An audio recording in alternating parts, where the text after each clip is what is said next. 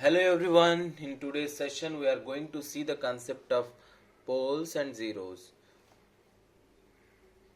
Okay, so here in this particular video I'm going to talk about only poles and we're going to see what signifies zeros for a particular system in upcoming videos. So we need to understand what actually this complex plane is. We denote the real axis as sigma and the imaginary axis as j omega.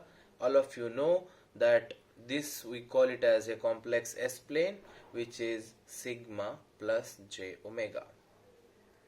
So, but what actually this sigma signifies and what this j omega signifies? So one should know that sigma tells you how fast your system is. How fast your system is,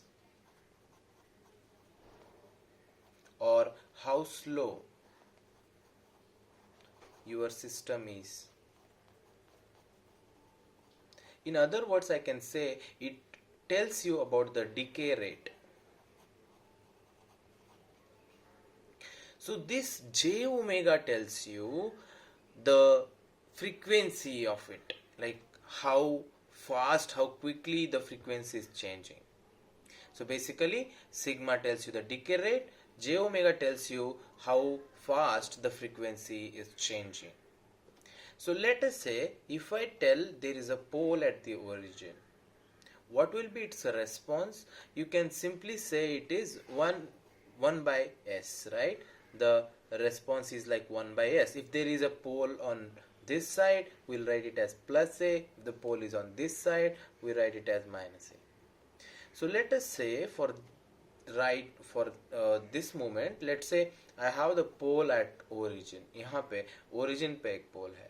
So the response, the time domain transformation of this is basically a step. So this I can write it like a step. And remember, what we see in this plane is the impulse response. So if I say there is a pole on this side, what will be its response? 1 by s plus a, and we know that it is a decaying exponential. So that means this pole corresponding to a decaying exponential. Well, so what if I have a pole here? So it will also be a decaying exponential, but it will be little faster. It will decay more fast. So the location of poles on this real axis is telling you how fastly, how quickly or how slowly it is decaying. So now if just think about it, if I start moving this pole towards this, what happens? This response is very slow, right? So if I start bringing it this side, so it will go like this, like this, like this. Finally it will tend to a step response, because the pole at origin tells you that it is a step response. But what if I have a complex conjugate poles on this axis? This response will be oscillatory, that we call it as marginally stable for these particular poles. If I, let's say if I start moving this side, let's say the poles are moving a little far, so the frequency is more, so this will be like this, right? The frequency is more. So this omega is telling you how fast or how much is the frequency of the system, right? But if I have a pole this side, what will be the response? The response will be like this. It will blow off. It will not be stable. That's why we say the poles which are on the left right plane, left side of the plane, are corresponding to the stability of the system. Similarly, if I have poles on this side, not on the axis, then this corresponds to, like, now see, you have a sinusoid when the poles are here, but when you are moving, you are basically delaying it, so you will be having an exponential associated with it. So what happens is the response will be like, there will be a sine wave, but it will be decaying exponentially. So the response will be like this for these particular poles. But one, if I say no, as I said, like if I move this pole this side or this pole this side, the response is tending to a step response.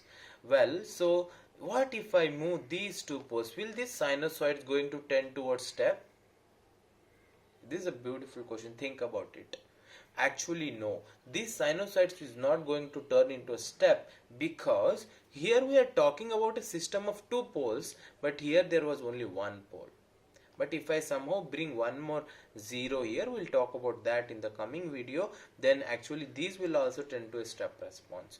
So basically what here I was doing was, there is only one pole, so if I move it to origin, it has to tend towards a step response. Similarly, if I move this response towards the origin, it has to move towards step, because this will start moving like this, and ultimately it will go to a. Okay, so next coming video we'll talk about the first order analysis of the circuits. We'll talk about the DC gain, we'll talk about high frequency gain, and the ratio of the DC gain and the high frequency ratio gain is actually going to give you the whole information about poles and zeros, where they are located, either or they are on the same plane or they are on the opposite plane. Just looking at the circuit, you can intuitively find these gains and define the dynamics of this system, that we are going to see in the coming videos. Please like, share, subscribe for more such videos. Thank you.